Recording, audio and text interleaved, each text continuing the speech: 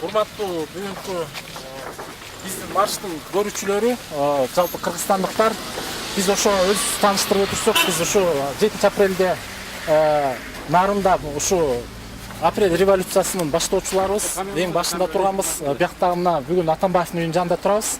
Бул кишилер да жакшы билиш керек, бизди жакшы таанышат.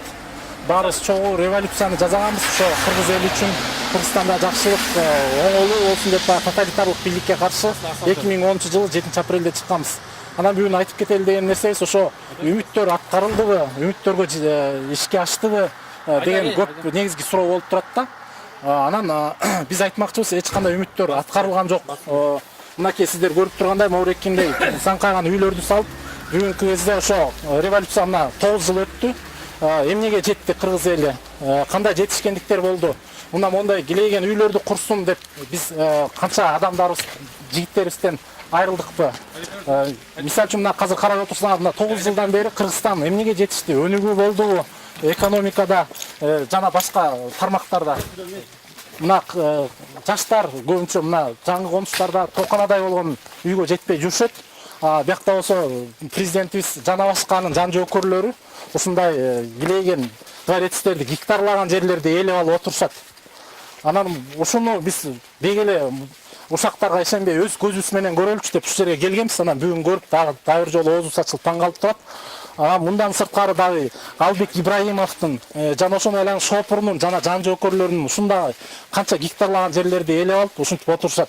Эмне үчүн бүгүнкү күндө биз 2010-жылы ушундай булар көзү тойбогон кыргыз элин тоносун деп ушундай кыргыз элин жеп жутсун деген революцияны жасадык беле.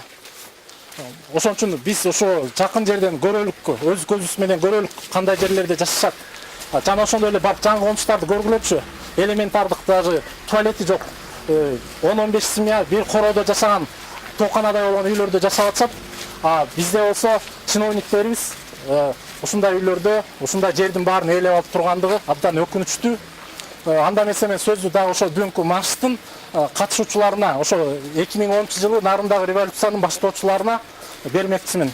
Эмне үчүн айтып атабыз? Себеби ошо 2010-жылдагы революциядагы ошо убактылуу өкмөт болобу жана ушу жетекчилер Атамбаев жана башкалар абдан жакшы таанышат биздин кыймылдычы.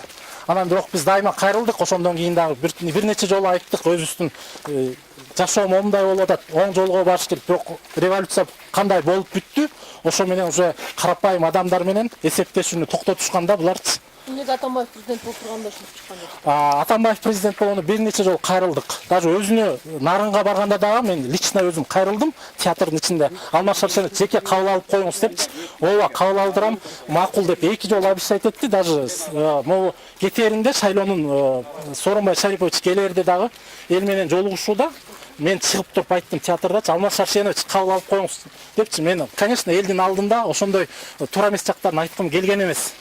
Анан бирок бир нече элдин жашоосу, коомчулукта эмне болуп аткандыгын жеке өзүнө айткым келген. Бирок нарындын баары билишет, чиновниктердин баары ошо килеген театрда 2 жолу обещать этти. Ооба, биз сизди кабыл алабыз деп өз сөзү менен. Мынакей мен сөзүмдү калтайттырбайт, мен биякта адамдар. Анан бирок эч кандай реакция болгон жок. Мына аягы мына бир ошондучо да канжыгага башын байлап чогуу жазган адамдардын сөзү укпай эсептешпей жүрүп, анан баягы революция болуп падыша болгондон кийин убактылуу жанында келип баягы шопурлары башкалардын эл менен эсептешпей калгандан кийин аягы эмне менен бүтөт экендигин жалпы коомчулук айталык деп атабыз да. Мындай нерселер дагы башка падышалардын тагдырына болбош керек. Мен айтайын дегеним, падыша болобу, президент болобу, ал жалпы эл менен кеңешип, ким элем, ким болдум деген нерсени унутпаш керек да. Нарын шаарынын тургуну Бактыгүл Жумабаева ошол 2010-жылкы Бакиевдин бийлигине аттан каршы туруп, ошолордун ушу башында нарында 21 кыймыл деп, мына азыркы Астада Эркин Асаналиев айтып кеткен чогуу бир мүчө болуп чыкканбыз. Үйүмдөн бери штаб кылып берип ошол кезде. Анан эми бүгүнкү күндүн эң өкүнүчтүү жери, мен эми кайталагым келбейт, бирок Алмаз Шаршеновдун ушунчалык гектар жерлерди алып алып, мультимиллионермин деп мактанып олтурганы элди абдан кыжырында кайнатат, өкүндүрөт бир чекеси. Ушу Атамбаевди бийлик алып келгенден көрөк Бакиевди жөн эле койгон сок болмок экен деген нечен өкүнүчтүү ойлор кетет. Себеби бир сом эли тыйынга биз каршы чыксак, мына бүгүнкү күндө электр энергиясын аябагында болуп көрбөгөндө сызык отургузуп, баягынын үстүнө эң чоң кошумча кылып, мына тетисте канчалаган нерсени кыргыз элинин башына үйүп коюп кетти. Бүгүн мына 2 сом канча 16 тыйын, 2 сом 50 тыйын коммерческий чоң мекемелерди түшүнөй болуп турат. Анан өзү болсо момундай гектарлаган жерди алып алып, мен бай болчумун, мен мультимиллионерлем деп бир ошо элине карап мынтип койбой, ошо жаштарыбыз бүгүнкү күндө керек болсо ушул 4 соттук алган жерин канча жылдап кредиттеп салып келген жерлерине документ ала албай, канчалаган жерди сүстүртөбүз, тигинтебиз миңтебиз деп кыргыз эли ушу түнүндө күнчүлүк уйкуга уктай албаган миңдеген адамдар болуп жатпайбы? Өкүнүчтүү, биздин президенттин мунабарекинде иш жасап, анан бүгүнкү күндө кайра ошо элди коомчулукту дүрбөтүп, эй деп шайлоого катыштырып алып, бүгүнкү президентке жакшы акыл насаатын айтпак түгүл, тиги Бакиев жыттанып атасың, тууган урууң менен башкарып атасың. Мен кысылын ишчимин, алагын ичет деген ар кандай бир адам айтып көрүп, адам оосуна келбей турган сөздөрдү айтып коюп олтурат. Эмне үчүн 6 жыл ушул бийликте турганда ошол иштин баарын оң жолго салып, ушул элдин тагдырын ойлоп койгон эмес. Экономика көтөрүлдү, бияк-тияк көтөрүлдү дейт. Өсүлү көтөрүлгөн турбайбы? Мынакей көрүп жатпайсыңарбы? Мунун дворец эле болуп, сыртындагы эле забору канча. Бул кыргыз элинин акчасы болбогондо кимдин акчасы? Мына бүгүнкү күндө эч бир мамлекетти таптакыр сызык отургузуп кетти. Бюджетте эч нерсебиз жок. Эч нерсе мына төлөй албайт, эч нерсе иштерди жасай албайт. Ушунчалык акыбалга дуушар кылып, ушунчалык ичип жеп кеткен президент анан коомчулукка чыгып алып, арагасындай сөздөрдү сүйлөп жатканы өкүндүрөт да мени абдан.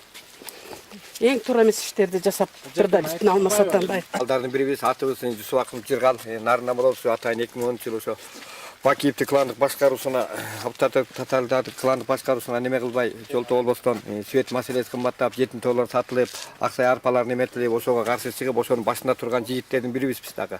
Анан эми бүгүнкү күндө эмнеребиз? Бүгүнкү күндө ошо атайыбыз нарынан келип калдык, нарынан келип телевизордон укчу элек Атамбаевдин баланча гектар жери бар экен, баланча хан сарайы бар экен, үй салып алыптыр деп.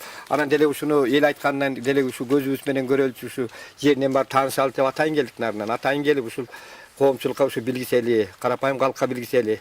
А мында жерлердин баарын алып отурсанда Кыргызстан өнүгүп өспөйт го деген ойдобуз да ушу. Бизди аябай пайдаланыптыр элди. Мынанча иштерди жасап коюп, мына Мерги орадасынын канча бир гектар жери бар дейт. Бүгүнкү күндө ал эч кандай күнөөсү жок, менин жанымдакыларды күнөөсү жок камап атат деп атпайбы? Туп-туура камап атыптыр, момчалаган жерлерди алып отурса, бир кенедей жерге ээ боло албаса кыргыз эли. Анан Кудайдан корккула деп өздөрү Кудайдан коркпой ушунчалык иштерди жасаптыр. Туура эмес камалып атат деп айтып атпайбы? Туура эле камалып атыптыр. Мурда деле анда өсүдө мына мынтип айта кетсек, Самаковду тиги жер неме кылып атат деле ал кыргыз элине сатыптыр, бул болсо өсү жашап аткан турбайбы? Мынчалаган гектар жерге. Ушунун баардыгына жооп берсин өзү мыйзам чегинде. Мен качпаймын, элге момундай кызмат кылганмын, ушундук кылганмын деп атпайбы? Кызмат кылбаптыр, өзү айткандай жана кысылды ичип отуруп, жалаң шоопуру менен жан сакчылары мамлекетте талап тоноп бүтүрүп, өздөрү момундай өздөрүнүн экономикасы көтөрүлүптүр, байлыгы көтөрүлүптүр, артыптыр. Буну элдин тоноп албагандан Атамбаев элчилеп бизнес кылды беле. Биз элдерден укчубуз ба, семейден укчубуз, ушундай килейген канча гектар жерди ээлеген депчи мен ишенчү эмесмин. Бүгүн көрүп таң калып атабыз.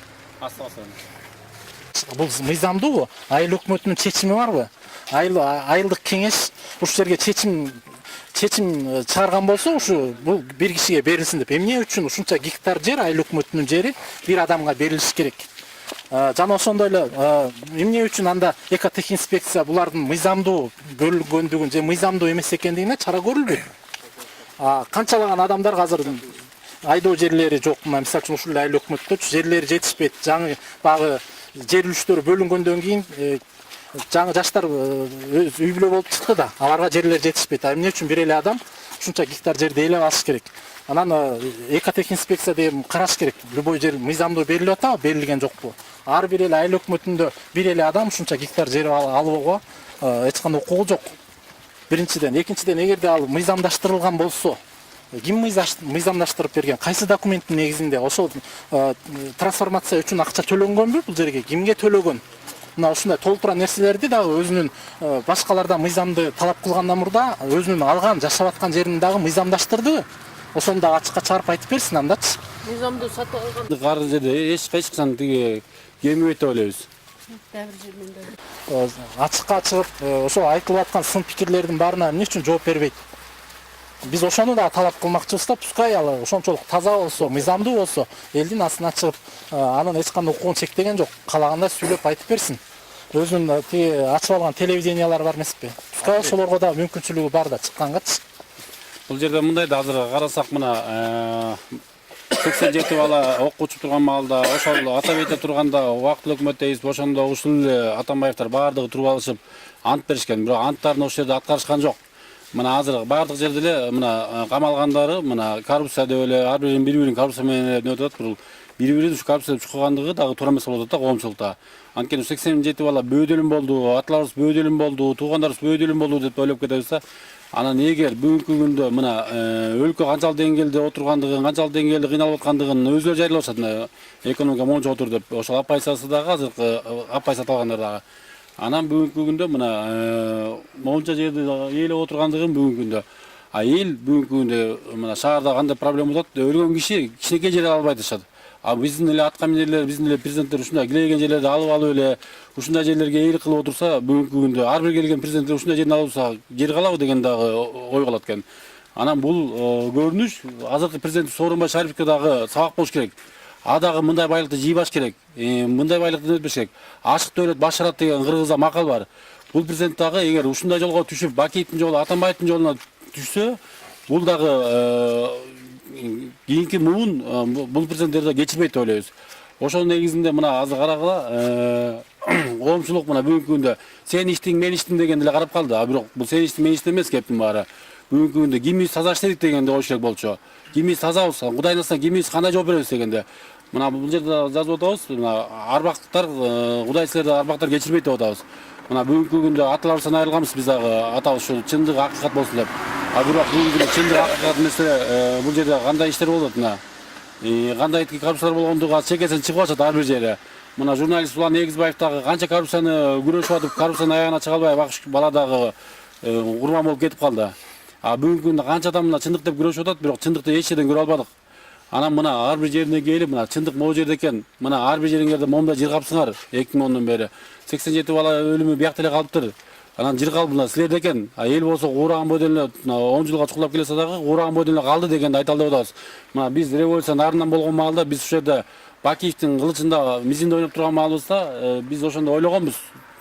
Ушул тиги агаларыбыз, апайс агаларыбыз ушу бийликке келсин, элди ойлойт, булар элде жүргөн агаларыбыз. Жок, булардын бири да элди ойлошкон жок, элди ойлоп отур. Мына ошол жерде мына нарында көтөрүлүп калса, свет кымбаттабаса экен, кен байлыктар сатылбаса экен, жер суу сатылбаса экен, телеком сатылбаса экен деп мына ошол жерде чыксак, бүгүнкү күндө ал сатылганында чекеси эмес, мурунда сөймө эмес алып келсе, булар азыр тиги 5 колоп салышыптыр. Күндө ууру берүү деген аттан күчөп турган мезгилдерде туура эмес мыйзамга дарга кол коюп кетиптир. Кыргыз элине чоң эле чыккынчылыкты жасап кетиптир да. Билбейм, Сооронбай Шарипович досума да карабайм, коррупция менен күрөшүп атам деп атат. Эгер күрөшүп жаткандыгы чындык болсо, ушул президенттин Атамбаевдин жасаган иштери туура эмес болсо, кол тийбестигин алып, азыр коомчулук элдин баары бүт ошону күтүп турат. Ошол экил бүгүнкү жанагы камалып жаткандардан мамлекетти тоногон акчасын алып келип ордуна койдуртуп, эл эмнесин төлөйт? Эл эчтеке төлөй албайт. Төлөгөнгө даремети да жетпейт элдердин. Күнүмдүк жан соктоо тирликтерин жасап атат. Жасай албагандары ар кайсы мамлекетте тентип, аякка барып Атамбаевчылап гектарлаган жерде жашап жаткан жери жок. Бир комнатага 20-30 биригип алып, ошол жерде кара жумуш менен иштеп, өлгөнү өлүп, тирүүсү тирүү дегендей неме кылып отурат ошол жерде. Эң оор татаал мезгилдерде кыргыз эли башынан өткөрүп атат. Сооронбай Шарипович деген элдин тагдырын ойлоп, муну деген усакка сызбаш керек. Бул мыйзамсыз жер, мыйзамсыз курулуш депчи. Анда, пожалуйста, элге чыгып айтсын. Мисалы үчүн азыр көп нерселерде чыгып атат. Пожалуйста, дебатка чыксын анда.